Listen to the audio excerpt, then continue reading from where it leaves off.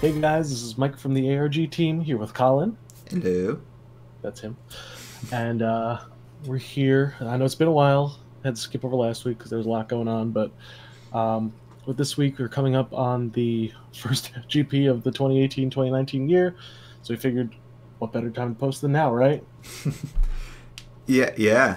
This that's yeah, I guess that is this weekend. So we're topical right now. I know, we're very topical. So welcome to two dudes chatting in a chat room, 15 states apart because they're on an online team. No, but we're very excited about this. The Originally the 8K hosted by Svetlana ended up turning into a 10K, which then started turning into a GP. So this is all really, really new, really exciting. This is probably going to be one of the biggest events of the entire year. So I'm actually very hyped to be talking about it, and very upset to not be a part of it because unfortunately I can't make it. Yeah, same here. I won't be there, but I'll be there in spirit. Exactly. I'll Be occasionally tuning in check the in to stream. see how people Yeah, are doing. exactly. Be sending text to everyone. But in lieu of us both not being able to make it, we wanted to put out a video just kind of, giving a little primer to anybody who might be going, give a little bit of insight into what you might be seeing at the event. And if you're one of those people who, like what I normally do, doesn't know what you're playing until the day before the tournament, I hope that I can give you some generally good ideas on what you should be playing or, what will fit your playstyle best.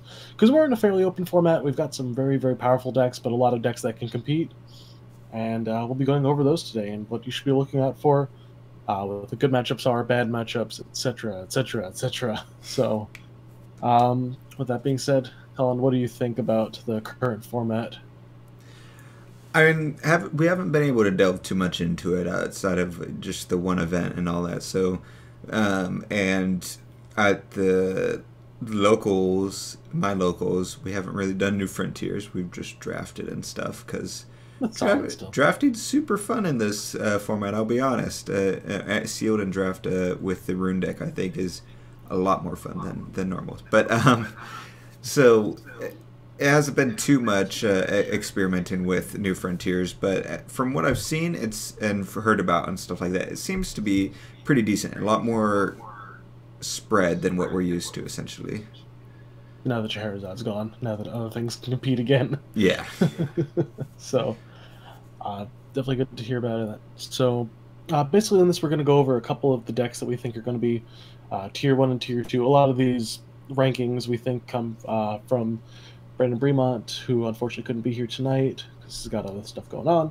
But I do agree with a lot of his thoughts on what the top decks of both are. I'll probably interject my own opinions as well because I think there's just a lot of counterplay and a lot of decks that might be able to squeak in. So, with that being said, I think we should probably just start at the top. Okay, starting at tier 1 or tier 0. There's no tier 0, so tier 1. There's no tier 0, so we'll take that off the list. This ain't Percy Myths format.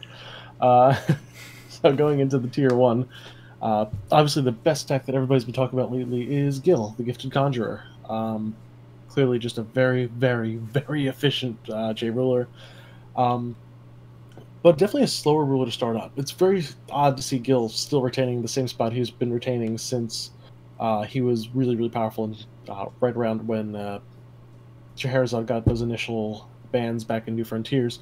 We saw him rising to the top and then moving into a new format. A lot of people think that when you move into a new format, people will always flock to like tempo and aggro just to like punish people who are trying to, get a feel for things and try new combos out. But Gil still manages to be very, very strong, even with the tempo and aggro players coming out of the woodworks. And it's because a lot of Gil players have been adapting to it, which is really cool. So you see a lot of high skill cap players really experimenting a lot with Gil, experimenting with what you can do with the deck. And we see some cool additions like, say, Arrival of the Hero, which was a tech choice that was really, really good against a lot of very powerful tempo decks. And inclusions like Spiritual Guidance, which I never thought would see play, but the ability to draw 2 and gain life obviously was very powerful in the day 2 event for Worlds because it was single elimination and sudden death rules mean that first life change is normally what determines the winner. So having access to stuff like that, stuff like White Leaf, made it really powerful. But outside of all that, both of those are just all fantastic anti-aggro tools. Yeah, and I mean, Gil was expected going into this for me at least, because I always felt like it was a really strong deck that just was overshadowed by Sherry and couldn't necessarily combat Sherry, so it just completely dropped off the map for various reasons. But like you said, it is. I still hold to that it's one of the more skillful decks. It's not one that you can just pick up and start going, because there's a lot into it, and even if you are skilled at deck play, or however you want to say that, it's still a lot to think about, because there's just straight up memorization that's pretty much needed in order to make the deck keep flowing correctly. You got to know, just have a constant memory bank of what's in your deck versus what's in your graveyard versus your removed area, and what might be floating will, and etc. etc. So it's a lot going on. So but because of that, when you have someone correctly piloting it, by default, just how the deck works, especially with even like little things like it being in a deck that not only can run Lorite in a essentially monocolor format, but can cycle Lorite repeatedly. It allows it to passively counter a lot of decks, as well as it's able to hold its own by having one of the most powerful single resonators in the game in the form of Gil, that can't be canceled and has barrier and has flying and is 1,000,000 that can buff itself and have barrier and different things like that, and produce will. Like, it's everything you would ever want inside of a resonator, essentially, especially inside of a Gil deck. And like you mentioned, it has 0 cost life gain. It has a lot of just different utilities that none of them bloat the deck. Like, a lot of times you'll want to build a deck that has all these different things, and you're like, to try and combat different decks, and it just doesn't work because the deck has no purpose. But because of how Gil works with its elementals, and how it cycles those elementals and all that, it doesn't matter if the elementals or different cards are relevant, because they just work inside the deck. So it's a cool deck, and so it's always fun to watch those play. But yeah, that was... And another really cool thing about Gil is the fact that because you have that consistency, especially on the flip side, where Gil just has one of the best J-Ruler sides of any ruler in the entire game right now. Aside from the fact that it's just very, very powerful, you also have the ability to search out chance, but also on his front side, the ability to mill at the end of every turn, which is, something that happens, which means that you're able to just kind of stuff the deck full of more stuff, because you know that you're going to see more of the deck as you're milling through it, which is something really interesting. I see a lot of Guild players going like 43, 44 cards, and I think it's a really good number to hit. Yeah, because you don't have to worry about the consistency problem if you're say you're judgmenting turn 3 or 4. That means you have 3 or 4 cards to spare. So that 43, 44 number actually makes perfect sense in lieu of when you would most likely want to judgment during the game anyways. So exactly, that's pretty cool. So some of the biggest strengths for Gil, I'm going to definitely go over them. The fact that Final Battle is no longer in the game. The fact that there's almost no non-targeting removal for J-Rulers. That's a really big deal. The only things I can think of are stuff like Oborozuki, who's very expensive on her Awakening to destroy all J-Rulers. So it's just a lot going into that. Once Gil is on the board, he becomes like a Protect the Castle type deck with a lot of really powerful cancels, removals, draw consistency, life gain. He covers many bases, which is why you have to think which decks can high roll against him. So going into his... Well, we'll start off with the strong matchups. Very strong matchup against the Time Spinning Witch, who's a deck we've seen a lot since Winds of the Ominous Moon coming out. Very strong against, I'd say, Brunhilde. He has a pretty favorable matchup just because he cancels the Grave effects. He stops a lot of very powerful single-use spells, especially like the Master Rune. Being able to stop that just puts your opponent at a massive deficit. So there's a lot going into that, of course. But then we go into Gil's weak matchups, which is definitely something to consider. If you are not a Gil player, and you have not been playing Gil for the past month or so, or even longer, I'm going to suggest highly against bringing him to this tournament, just because of how much the skill level is and how much practice Gil takes in order to become such a powerful deck. Yeah, it's different than when like Ryan Miles suggested people not bring Sherry to GP if you hadn't been playing it for the past couple months, and one of the reasons for that is because you'll go against what is going to be mostly other Sherry players and just lose by default. And so the best thing you could do is surprise them with other decks that aren't Sherry.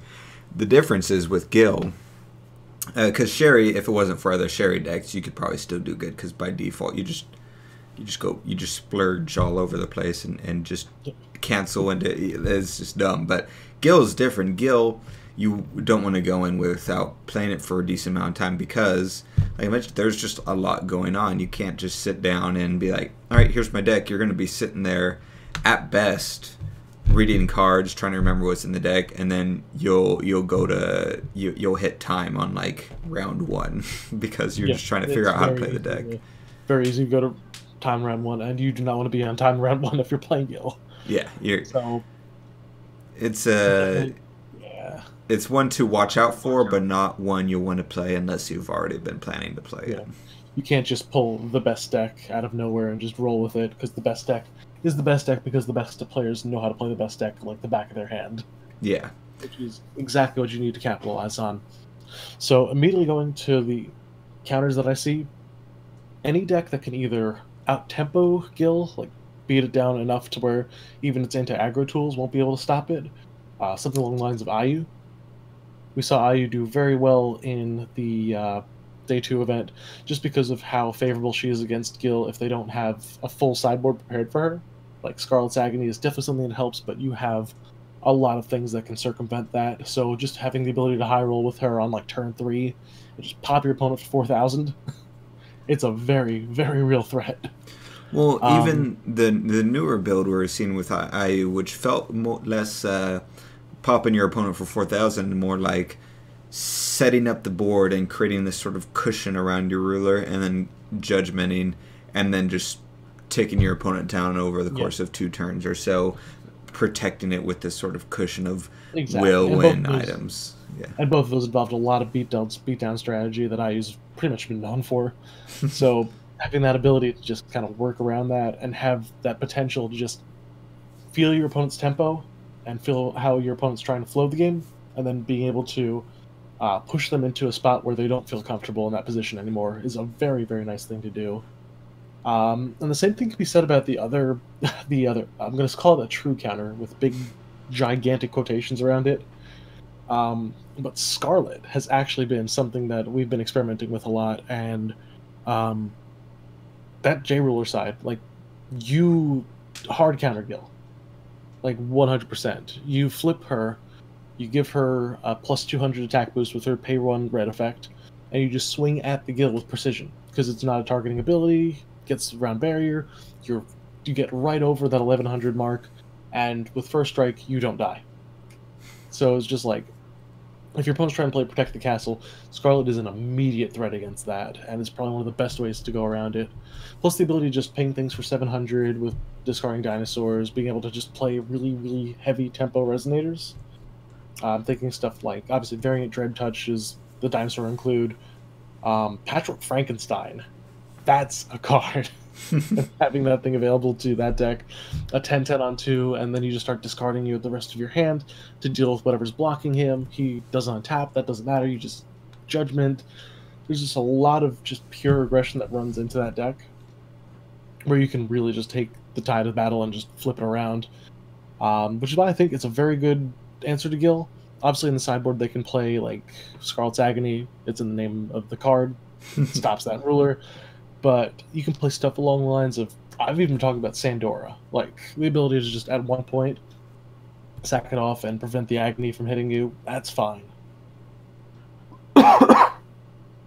So, best way to beat Gil, either find a way to grind him out miraculously, or just hit him as hard as possible and make him feel uncomfortable with where he is. Because if you can do that, you should have very good footing, even against the most skillful Gil player. Yeah, and I mean, there's definitely single cards you could side in to help against Gil inside of a couple decks that I'm trying to think of what a couple of them are or what colors they're in, but yeah, Scarlet is pretty interesting that she's sort of showing up again, And I'd be curious because I feel like the sort of cards she works with, and combined with her, like what her J Ruler side does and all that different things, I feel like there are potentially a couple different types of decks we could see out of her. One that just sort of is more like streamlined with her old support and her old cards, I think would work perfectly fine now. And one that just sort of flips it and is mainly the new cards. Stuff like you said, you got. I was trying to think on top of my head, but you could probably run things like the new stone to the corruption. Oh wait, and dueling. Dueling, yeah, that produces 2 will for activate abilities. You turn into a 1400 beater, which is sick. Yeah, so you could do different things like that I feel like improve the deck and allow for different options depending on what color route and stuff you end up going with it, because you don't necessarily have to go just red with her. Exactly, which is super cool. And that's one of the reasons I like her so much right now. So that's Gil. We're going to move on right from there into the Time Spinning Witch. A little bit less to talk about with the Witch, because we know exactly what she's supposed to do. Knock your opponent out of the game. She hasn't changed much, yeah. Distortion of Time, yep. Distortion of Time, obviously. Mosasaurus locks out of dinosaur surfacing. Just lock your opponent's stones down. Don't let them play the game. Basically, Witch is a big supporter of punishing tempo decks. And that's something that's really interesting about the shape of the meta. Tempo decks are a really good answer to Gil most of the time, but get hit by TSW, who gets hit by Gil. So there's sort of a rock, paper, scissors, but also you can have like rogue decks just kind of popping in and dealing with it. Same way we mentioned about like Scarlet. Scarlet's actually on my list of the things that is sort of a threat to the Witch. You just have to play a little bit passively at some points, but the fact that she's another J Ruler with barrier and exactly 1200 defense means that Scarlet does have an easy way to kill her and an easy way to kill the Mosasaurus that comes out.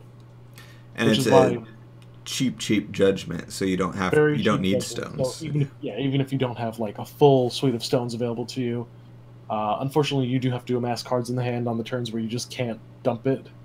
But that's barely even a factor when you're just like trying to throw things at your opponent when possible. One of the biggest things about Witch right now that I think that a lot of people are really flocking to her for is the fact that in a dual landless format, a dual stone unfilled format, the angel statue that lets you mana fix, but also lets you fix her time will into whatever you want. Yeah. You get to play a lot of different options with her. I've seen people talking about. There's obviously the fact that you can play Lorate in a blue deck. There's the fact that you can, what we saw at Worlds, where somebody was playing Light Palace because you can produce the white for it. Like you just get so much versatility, and there's really not much limitation on how you can build her, which is why a lot of people really like playing her, along with that lockdown strategy. But obviously she's not without fault. We already know her strong matchups being tempo stuff along the lines of, say, like Brunhilde, Kerik even, just anything that wants to constantly put things out and go for the throat. And something that wants to proactively tap their stones down and go for something. Because the moment you're tapped out on a turn where the Witch can safely hit you with a Distortion of Time, you've basically been locked out of the duel for about 2 turns, which in Force of Will terms is a lot of missed opportunity. So, definitely something to watch out for there. In terms of strong matchups, though, I definitely want to go over this. Anything that can play Lorite is definitely favored. Gil obviously is very strong. Jhemini is actually one of the big proponents I've seen lately. You just get the chance to punish the Witch and just really lock her out. Any green deck that can play Lorite is also playing Speaking Stones, which can't be targeted by Mosasaurus, which is very good in this current state. And then past that, obviously, Spirit Stone sacking is always a good way to circumvent it as well. On the targeting, Jhemini has Forest Meditation, which brings them back. So, green just has all the tricks to kind of block out the Witch. And as long as Lorite is the best card in the game, which will probably be until it rotates out, I don't think the Witch has a very good answer to green decks, aside from playing her own green spells and having like Favor's Spell and Keys' Call to stop it. But at that point, you're just kind of playing the reactive game with her. So definitely solid. And the last thing I did want to mention is that darkness decks do have a very good matchup against her, because if you're playing like a controlled darkness deck where you're playing reactively, you can make sure that you're not tapping your stones out to make their turns very comfortable. And while they're not in a comfortable position where they can just, lock you out, if they put a couple of distortion times in the grave and you have evil elemental uprising, you just knock them out and don't worry about them for the rest of the game. Yeah, really, really good. And that's honestly one of the best strategies going against a Time-Spain Witch, is just sit back and relax, essentially. Exactly. You wait it out. They might, because there's not much they can do. Their big plays are the distortion of time and Mosasaurus, and if you don't have stones tapped, or you don't have enough stones tapped for Mosasaurus or anything like that, then they're either hurting themselves by tapping down their own stone, or just so they can have a body, or they're just fizzling essentially a Mosasaurus enter and stuff like that. Not necessarily fizzling, but not getting the full effect and different things like that. And so the best thing to do is just sit back and relax until you have a comfortable amount of stones or certain cards in your hand too, that you feel good of, like, all right, I can play this and start the track to winning, or play this and start countering if they try and do distortion or Mosasaurus or anything like that. If you're running a blue deck, like you mentioned, Keys' Call, or the the new sword thing. You could do that with its Awakening to kill Mosasaurus upon enter, as well as canceling the ability. You could, if you're running green, like you said, Lorite. So that's really all you can really do, is those two colors as far as countering her. But still, it's exactly. But there are the counters available, and if you're playing competitively, you know what the best cards to counter that deck are. Yeah. Just from that. So you know your good matchups, and if you know that you're in a bad matchup, you know how to play a little bit more reactively. So a lot of that just comes from the player being able to recognize, when is the right opportunity for me to go for the throat, or when do I need to hold back just to make sure I don't get absolutely blown out of the water. Yeah. Which is really good, which is something that I think a lot of this game really just does need. The witch is very annoying, but she is not the boogeyman that everybody thinks she is. Yeah, no, I mean, all it takes is like one or two well-placed Lorites, and she's dead. Can't do anything. Yeah. So, exactly. Granted, that's green, but did you expect different? Hey, whoa. We're losing out a little bit of green's power level. It's just have to deal with Lorite for a little bit longer. Yeah. We'll see. Fingers crossed that they figure something out. Don't do us wrong, Jeff. Yeah. So moving on from there, already talked about the witch. We alluded to this. Jhemini is also in our tier 1 slot, because Jhemini is crazy strong against both Gil and TSW, who are widely considered to be the two best rulers coming out of New Frontiers from Raya Cluster. And I wholeheartedly agree. Jhemini was the deck that I built for Day 2 of Worlds. I've been playing it recently in New Frontiers testing. The deck is absolutely incredible. It is a tempo deck, which is very interesting, but it's a tempo deck that's in green, which we don't see super often. So you have the ability to just kind of pressure down Gil early on, but you also have the Lorites and the Fairy Spells and even the Evil Elemental Uprisings in the sideboard, because you have the Speaking Stones. So you have every tool you possibly have equipped to deal with Witch. And then, of course, not only do you have Spirit Stones to sack them off, get the Forced Meditation to bring back the Spirit Stones, and then draw a card, so you have a 0-mana draw 3. I heard that's pretty good. And, of course, last but not least, the thing that every guild player has been dreading for ever since it was revealed, Elephant Rush. Yeah. Because Elephant Rush is nuts. That card is crazy strong. That's yeah, it turned out to be. I didn't expect it. I don't know. It didn't strike me at first when it was first spoiled and all that. But I guess it's turned out to be a decent card overall. Exactly. The only problem that first of all, the reason it's so strong, Elephant Rush can't be canceled, and Gil's answered almost everything is canceling it. So the moment there are 3 10/10 bodies on the board that Gil cannot respond to, you're having them sweat. The only good answer that Gil has to the Elephant Rush is having a Speaking Stone up and having the ability to use Black Tears on them. because that does clear the elephants. They are tokens, but most skill players are not going to spend a lot of their resource and their main deck space to be main decking black tiers unless they watch this video and are like, "That's a good idea. I'm going to put that in the deck." So, um, obviously, a lot of it comes down to your sideboarding too. In your sideboard, know that Gil's probably going to be sideboarding about 2 to 3 black tiers against you.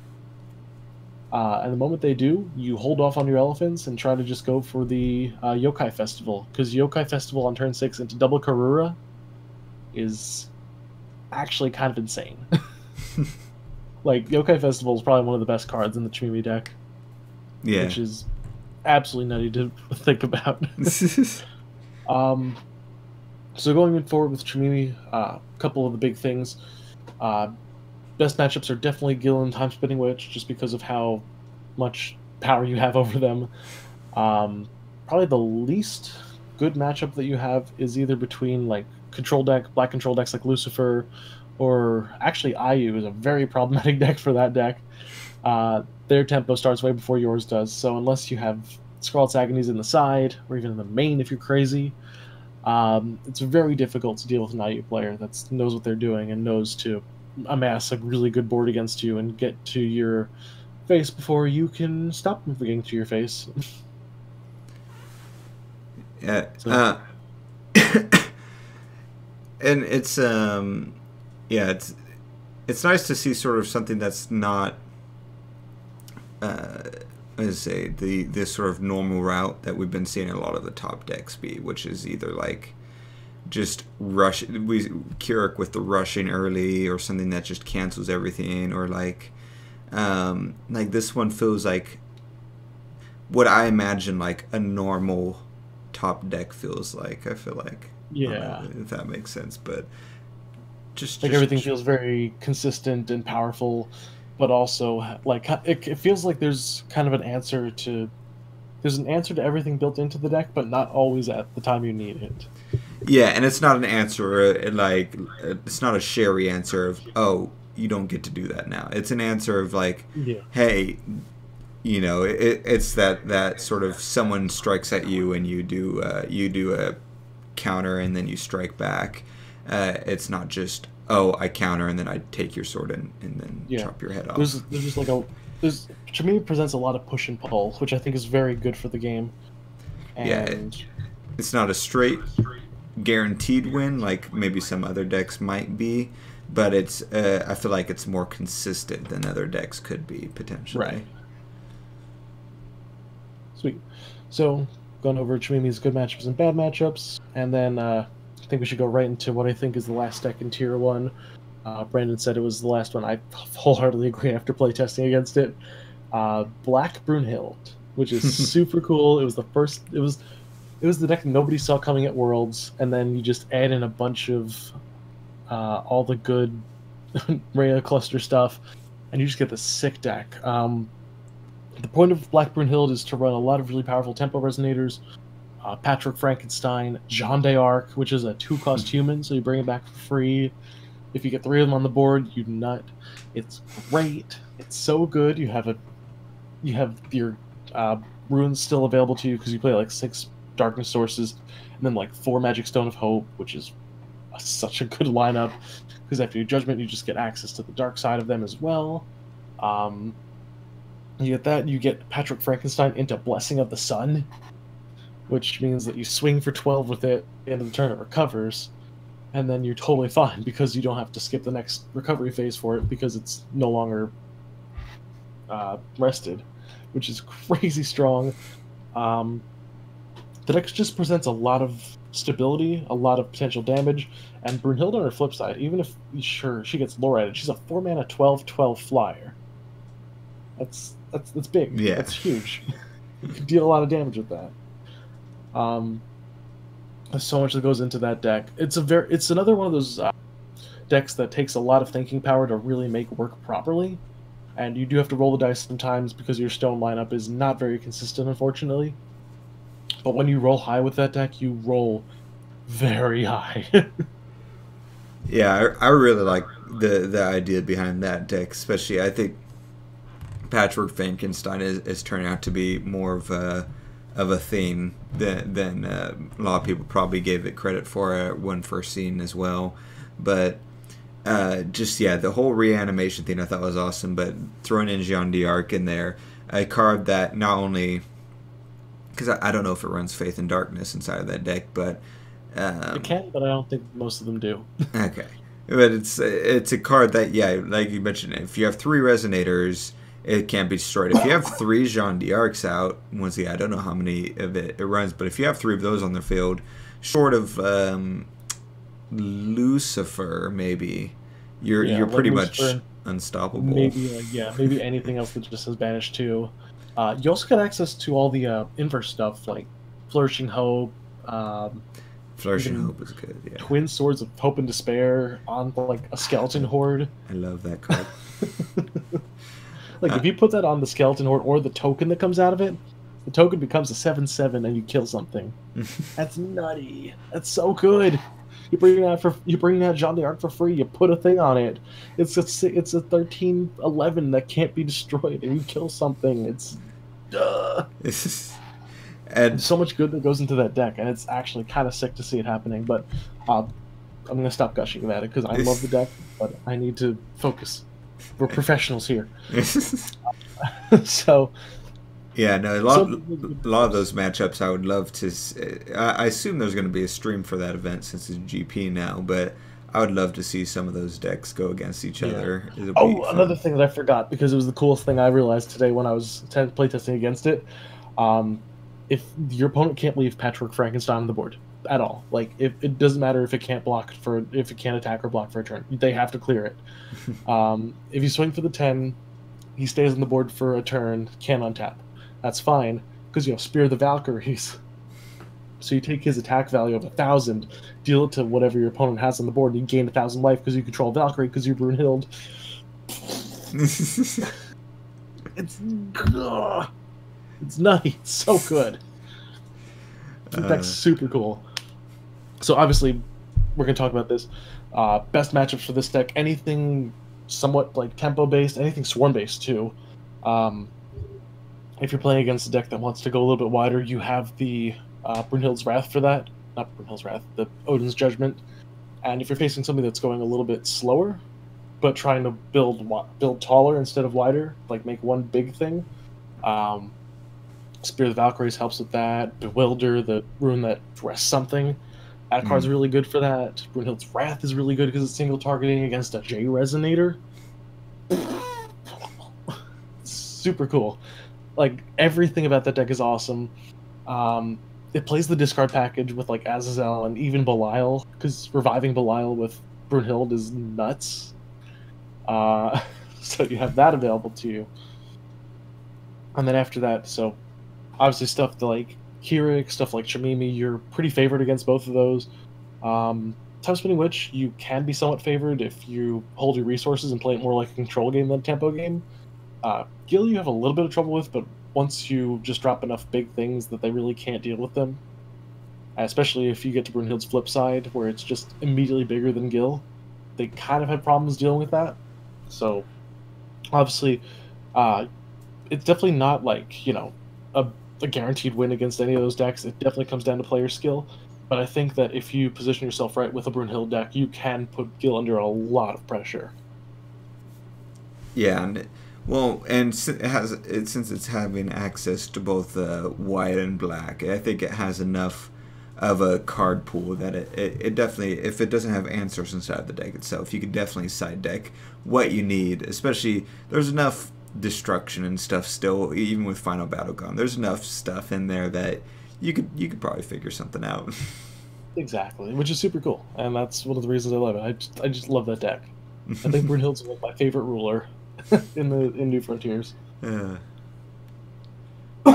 So that's it for tier 1. We went over the bad matchups, right? I believe so. I think so. Bad matchups, if we didn't already go over them, we'll just reiterate. Evil Elemental Uprising decks, like Black Control, is pretty good against Brunhilde. Anything that can, like Brunhilde just kind of struggles a bit with hard control just because the black-white Brunhilde deck is very mid-range focused, and being just like locked out of resource by somebody who just add values you is definitely going to be a problem. Other than that, a good guild player will get you, but again, that that matchup is very favored to whoever has just been putting more time and effort into their deck, which is kind of the way the guild mirrors are going to work too. So yeah, if you go against it's favored against a skilled guild player would be the caveat. If someone, because guild's the thing, like we had mentioned, it falls off hard if you don't know what you're doing. So yep. If you go against a non-skilled guild player, then you're fine. You don't have to worry about it. Skilled guild. So, I guess we'll start moving down to tier 2, starting off with everybody's favorite deck to hate, IU. I was super happy about the IU comeback. I was too. I like IU. I just don't like playing against IU. Yeah, because they always have the nuts against me, which is fine. It happens. But big things about IU, in case you didn't already know about the reason why a singleton deck that also has a J rule that kills people on turn 3 is a good deck. Who knew? So the big thing about IU is that high roll potential. The one that we've seen in the past with stuff like Wanderer Kerik back in the Scheherazade format. Just the ability to see a hand of like 5 or 6 cards and be like, huh, alright, this could potentially work. Let me see if I can build a board. So take the turns, find what cards work better for you, play them out as you do, play your hand as you see fit. Just kind of let your deck kind of guide you the way that you need to go while also just casually drawing into what you need. Just make sure your opponent doesn't kill you in the meantime. And by like turn 4-ish, on average like 4-ish, you should have IU on the board, a decent number of souls in hand, probably knowledge of your opponent's hand if you're playing like the Look of Corruption and the Thought Control, which you definitely should be, because those are great cards. Once you know your opponent's resources and you know their hand and you know what to look out for, the game becomes very easy for the IU player. And from there, you just swing, you ditch 2 souls, go to 2,000, God's Art for Resuscitating Will, and bada bing, bada boom, they're dead. And the coolest part is that you can swing over 4,000 a lot of the time if your opponent has healed a little bit, like a guild player with White Leaf. You just go, alright, soul, soul, soul, 2,500, Resuscitating Will, it's 5k, you healed for 1,000 before, alright, you're dead. Yeah. No, yeah, Resuscitating Will is an awesome card in general, but it, yeah, being able to, because her gods are, it's sort of the thing of like, what do you search for? Because the thing people used to search for were things like Sprinting Flame Horse and all of that stuff, and since that's all gone, Resuscitating Will does make sense. And now it's just a lot of like holding the God's Art until after you draw for turn, and then figuring out exactly in that moment after you've drawn, what do I need now to win? Because that's the only time you should ever God's Art. Do not God's Art for like an answer to something. It'll be at the bottom of your deck. You will go to the bottom of your deck. You will deck out. You will lose. Don't do that. So, and definitely something to look out for. Or if you don't go to the bottom of the deck, you've just gotten rid of the couple cards you needed as a win con against that deck anyway. So exactly, missed a couple of souls. Oops, what am I gonna do now? I guess I have to swing for 2k and never have enough damage to get to kill you. Oops. Oh. So there's those. But a skilled IU player will definitely be able to see the route as it unfolds by what you draw. You have to kind of let the deck.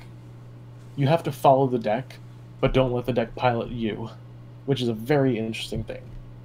So, going over IU's good matchups, obviously Gil, Jhemini, a little bit of Brunhilde depending. The Brunhilde versus Jhemini versus IU matchup is very skewed to whoever can build up the better board state, especially with the fact that Brunhilde does have access to a rune that says rest target J/Resonator. That's a very, very big deal for the IU player. So yeah, knowing to recognize that is very good. Your bad matchups, though. Time Spinning Witch. That deck wrecks you. The fact that you have to know some turns where you just literally cannot tap IU is an awful, awful feeling. And if you happen to draw the one of Lorite or like Evil Elemental Uprising you put into your sideboard, good for you. You won't be able to do it a second time, though, and the Moses will come down and stop you, which is very, very difficult for IU players to come back from. And being locked on 2 stones and having a ruler that won't untap when you need it to kill your opponent is awful. So a lot of it does come down to whether or not you can, stave off the witch's advantage, but a lot of the time it does have to come down to just trying to draw as many souls as you can as early as you can, and seeing if you can get the Lorite in time. Unfortunately, if you don't do that, the matchup becomes very one-sided for TSW. Yeah, that makes sense. Because there's really not much. Because even if you, like, your best bet would be to like attempt to do an early judgment, but yeah, even then you're locked into 2 stones or whatever, and I don't think there's really not much you can do against that. Yeah, unfortunately, you'll have much counterplay, but that's the risk you take when you're playing a deck that's a somewhat linear like IU against a deck that really hurts a linear playstyle like TSW. Like Time Spinning Witch is probably one of the best decks against like a linear single focus deck, which is IU, obviously. So Yeah. just keep that in mind when you go. If you're facing Time Spinning Witch, be warned, you will probably be locked out a couple of turns. And if you can't come back from a couple of Moses on the board, it's a very difficult matchup. So, moving on from there. Next, we go over to... I think I'm going to talk about Lucifer first. Lucifer is another one of our Tier 2 deck selections. Lucifer kills things. Just things die. Your hand dies, your field dies, your grave can die, because they've got Evil Elemental Uprising in the sideboard.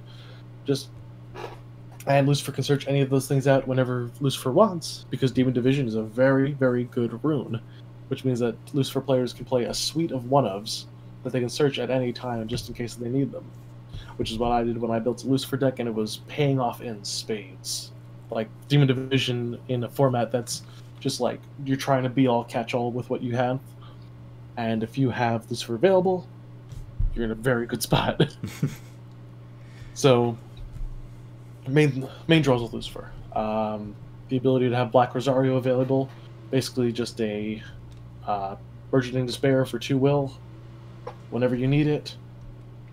It's pretty good. Yeah. And then what else? Tears of the Fallen is a fantastic card. The ability to just have things built into your deck that force your opponent to lose resources, and then Resonators like Azazel, which capitalize off of that. Yeah. Very, very strong.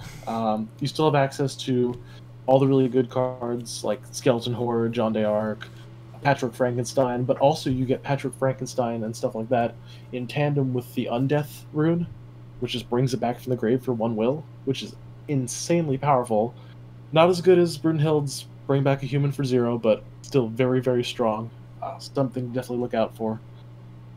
And then past all that, when he judges for 5, he just knocks the rest of your hand out. And past that, if you start building a board against that, they just go Belial. Yeah, no, that was one of the things that I was noticing was it is pretty nice in the sense of you're just constantly making your opponent discard stuff, and you're you can let them play stuff onto the board, spend their will, and then you just play. You have cards that are end runes that are either just straight destruction, destroy a resonator. You have cards that are banishment in order to get around things like barrier or cannot be destroyed and different resonators like that. Wings. If you know they don't have Fair spell and just -6/-6 the board, that's crazy. That card's insanely powerful. Yeah. And last but not least, they have J-Ruler Destruction. Yes. Sword of Lament. It can't target Gil and Time Spinning Witch, obviously, but that's barely a problem when you're just knocking out Brunhildes for 3.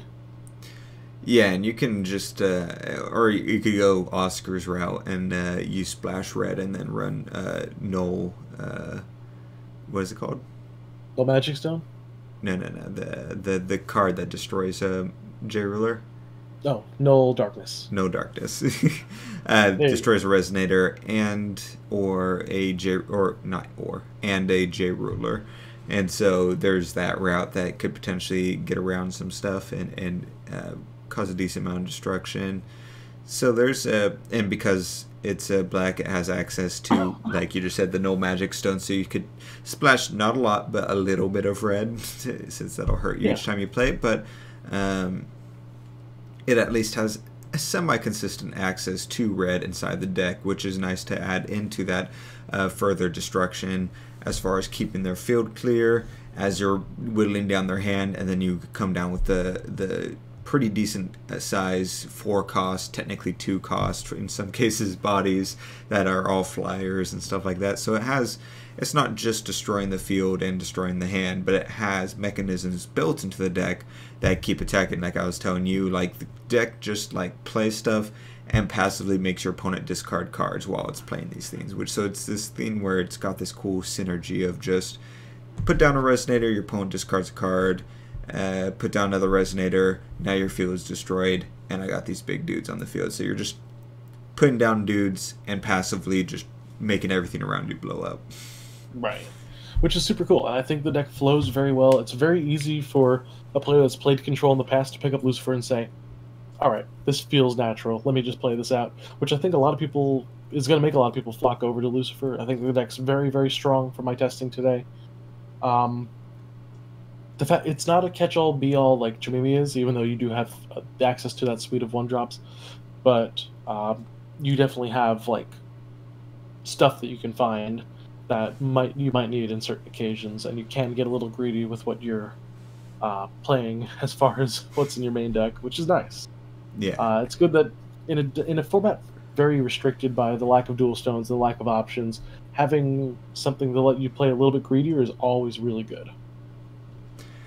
Yeah. So, Lucifer's good matchups, obviously. Jhemini is one of the big ones, I think. Being able to just clear boards with that is really nice. Brunhilde, to an extent. Again, Brunhilde and Lucifer play very similarly, but I think Lucifer has the better runes available to him, which I think is definitely... And he's a little more consistent as far as stone base goes. So those two are definitely big. And then occasionally, if you can get a good start against it, Gil can be a good matchup, but it's only if you can avoid discarding their elementals, which is a problem.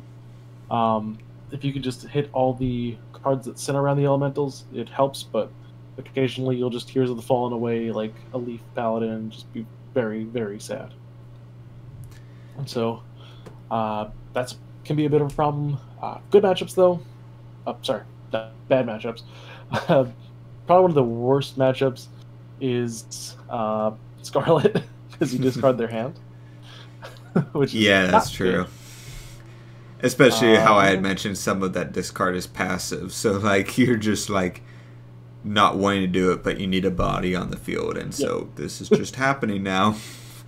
Exactly. So you get that sometimes. I use also a pretty bad matchup for black most of the time. I mentioned you have Sword of Lament for J-Ruler Destruction, but the fact that she has Imperishable just means that you've staved off damage for 1 turn.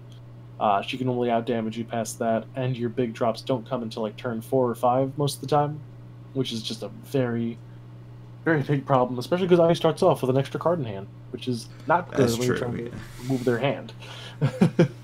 So, definitely things to look out for. I forgot to mention in decent matchups, it's very 50-50 with Time Spinning Witch. You get to play a little passively because you're a control deck, but at the same time, being left low on mana when a lot of your resonators are very high cost, like Blazer and Azazel, before they start discarding. Also, the Time Spinning Witch has a lot of built-in draw effects, so unfortunately, occasionally that can get hurt. But if you have the proper, passive things to do in the meantime, if you have, say, Evil Elemental Uprising, getting rid of the Source of Times is always good. So there's a lot of good answers built in, but again, it definitely comes down to if you can read the flow of the game, because I think that'll often be what dictates who wins that matchup. Yeah, no. I feel like I had a thought, but I lost it. But yeah, no. Okay, that's me most of the time. And that was all for tier 2, right? No, we've got technically one more from Brandon's list and one that I wanted to add in. Okay. Another one from Brandon's list was Scarlet, the Dust Girl, we've already talked about her before, how her matchup against Gil is very good, and somewhat her matchup against the Time Spinning Witch can also be pretty good. So having a ruler that's very good against both of those, having a ruler that for 1 mana can pay red, excuse me, I've been playing Jhemini too much, pay red, discard a dinosaur, and kill Lord 7 Disciples is a very, very good thing, because Lord 7 Disciples is probably one of the best 3-drops in the game right now. So all that's very good. You kind of can go toe-to-toe with IU, but not very well. Basically, you just have to make sure that you Judgment in response to their Judgment whenever you can, and as long as they don't have enough souls to drop. Because if they have enough souls, you just have to hope that they don't have a way to get Pierce and go at you. So obviously, we know the good matchups are stuff like Gil, Witch, a little bit of Jhemini. Bad matchups, though, are definitely stuff along the lines of like Brunhilde. IU can be a bit of an issue. Another good thing is that 700 kills everything in Kerik decks, so that's pretty solid too. Yeah, it's not much else to say about Scarlet. You can play, the general tempo strategy. You can get aggressive, but you can also play a little bit more passive. Some of the dinosaurs are really good for that, like Bird of Demise. That card's really good, like really, really good, even though it doesn't have flying, despite it being a bird.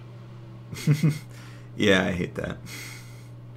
So definitely consider playing if any of you out there who are still trying to find a deck and you want to beat Gil, but you don't want to beat Gil by playing Gil, definitely consider Scarlet. That deck is absolutely crazy good.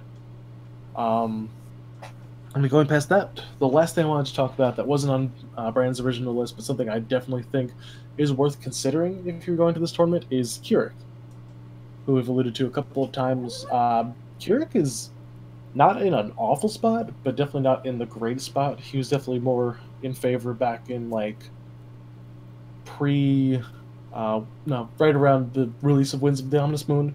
Fell off because Scheherazade was very popular, and then saw a little bit of a resurgence after her ban.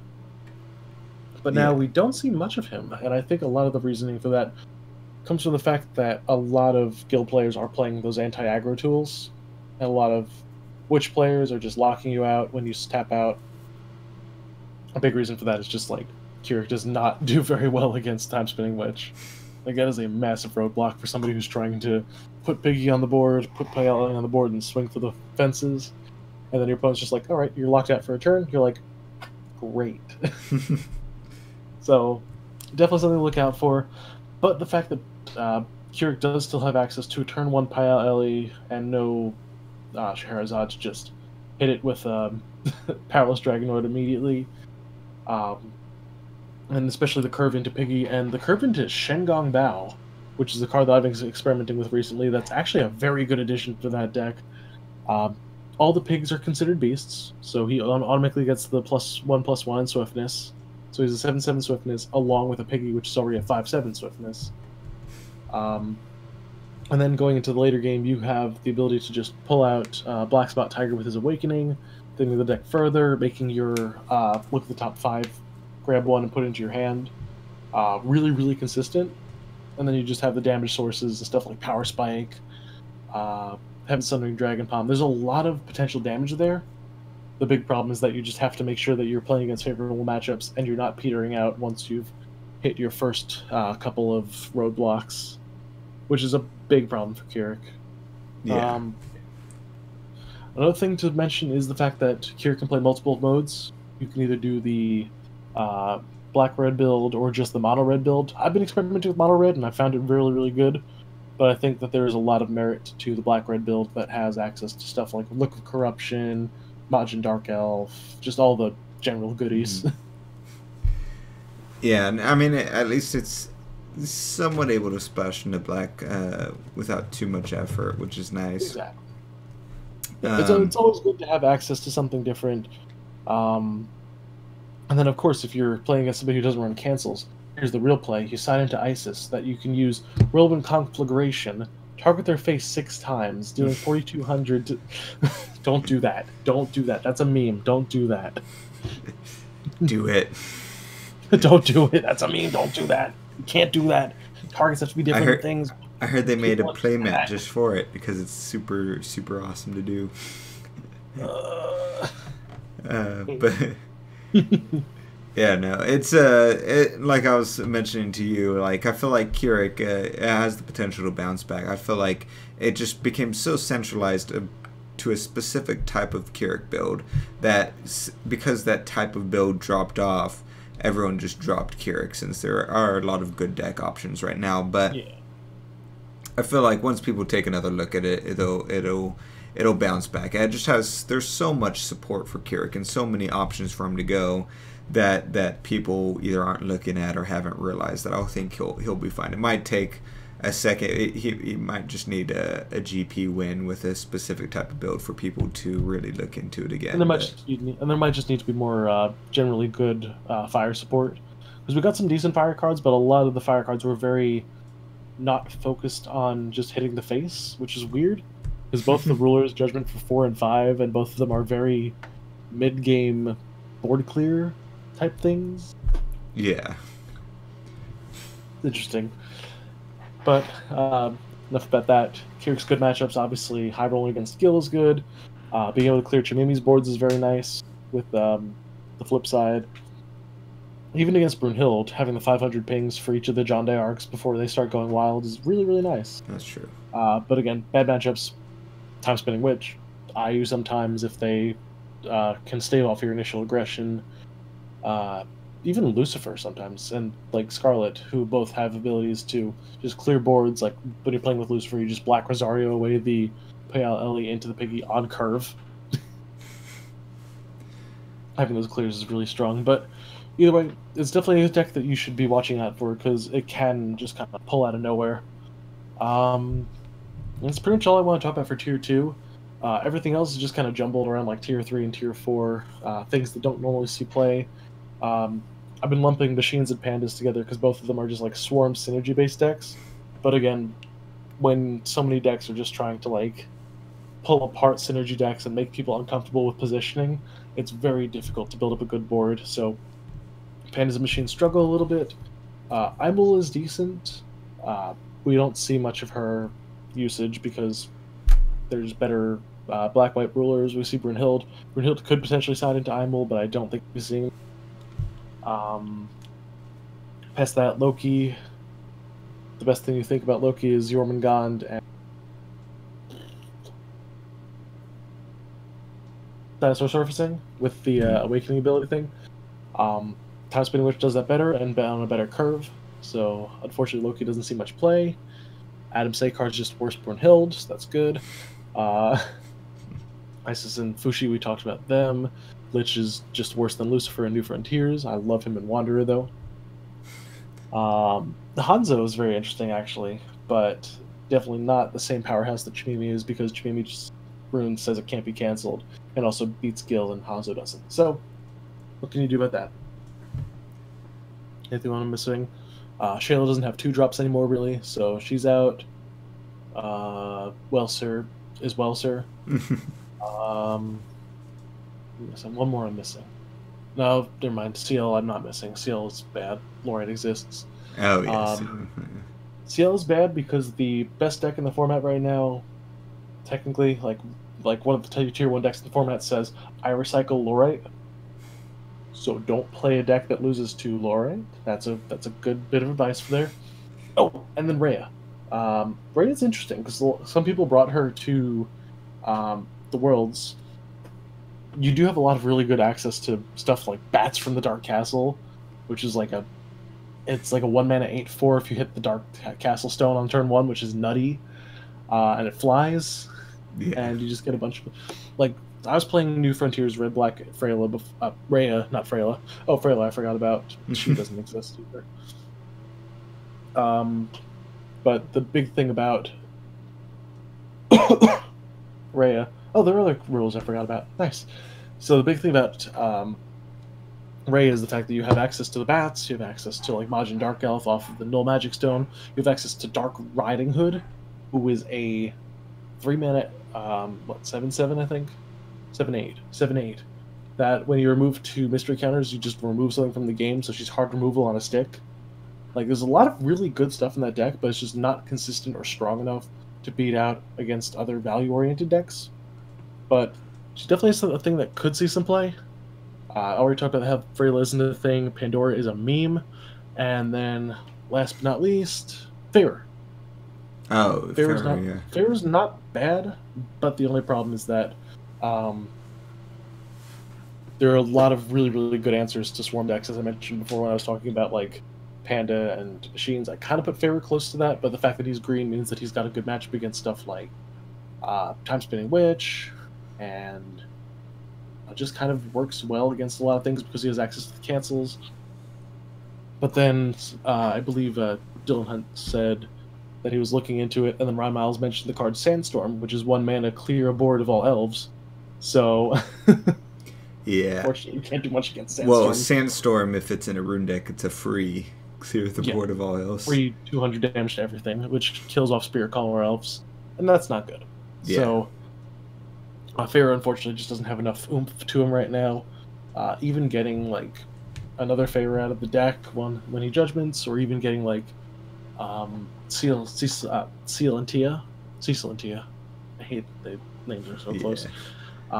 Even getting any of that, it's like, what do you do on, like, turn 4 once you've done this, and your opponent is now sitting with a Judgmented Gill ready to just clear your board? So, Feyre is one of those decks that has a lot of potential, but right now probably isn't in the best situation to capitalize on it. The biggest problem with him is the fact that he's competing with Gil and Jhemini, and both of those cards are really good. Yeah. And I think that covers every ruler. Every legal ruler. Every legal ruler. All right. Don't tell me I'm not efficient, because I am. That's a good... so we'll go ahead and start closing it up then. We're near the end part there. But, yeah, so, I mean...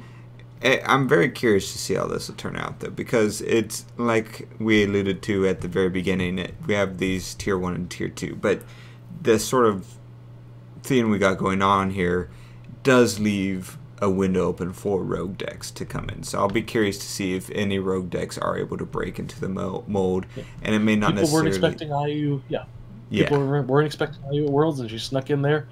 Who knows? Maybe somebody will find the formula to make Feyre good again.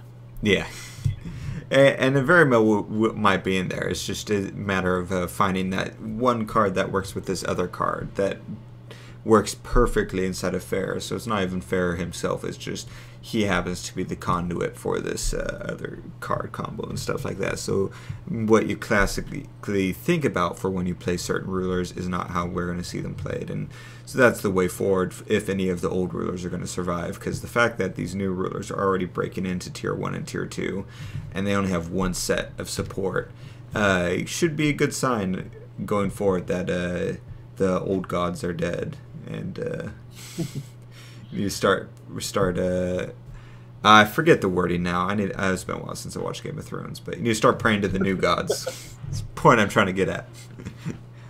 More to the gods of old. Yeah. Well, we say to the god of death, yes, today, because it's Lich, and I love Lich. So. Alright.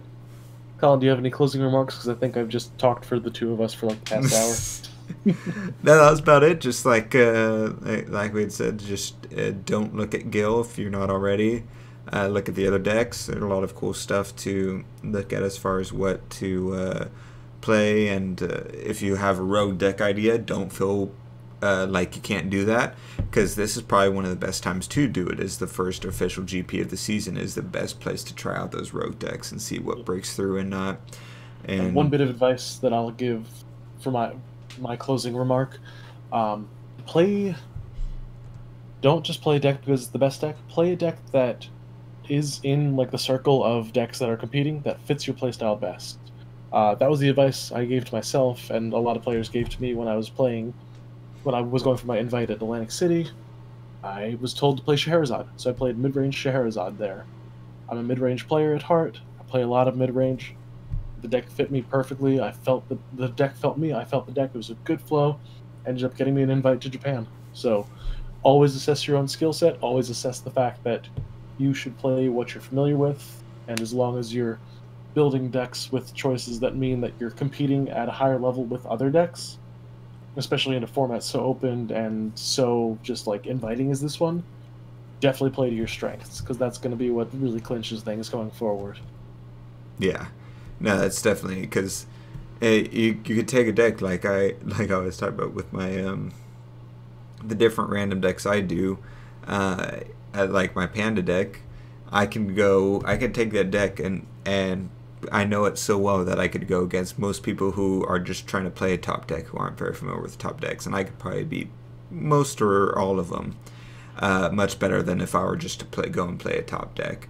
And so it's that sort of familiarity and comfort with what you know, not necessarily being like, obviously there's exceptions. You know, you could love Pandora as much as you want, but you know, you're not doing anything with that. But you know, as long as never doubt people. I've made OTKs with Pandora.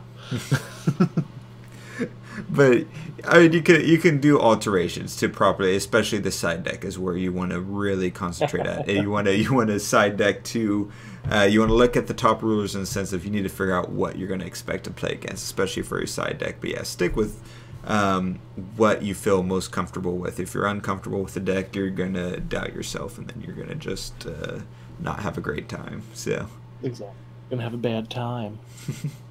But yeah, should about do it. Yeah, that's everything I've got. If you're all still watching, I think we're like, what, an hour in? Yeah. All right. Thanks to you all for watching, since you're hearing me say this. If you're still watching at this point, say Brunhilde is the best ruler. Put that in the comments below, because it's true, because I said it. And for the time being, everybody prepare yourselves and enjoy the GP. This has been Mike. And Colin. From the ARG Forceful team. Thanks for watching. See you later. See ya.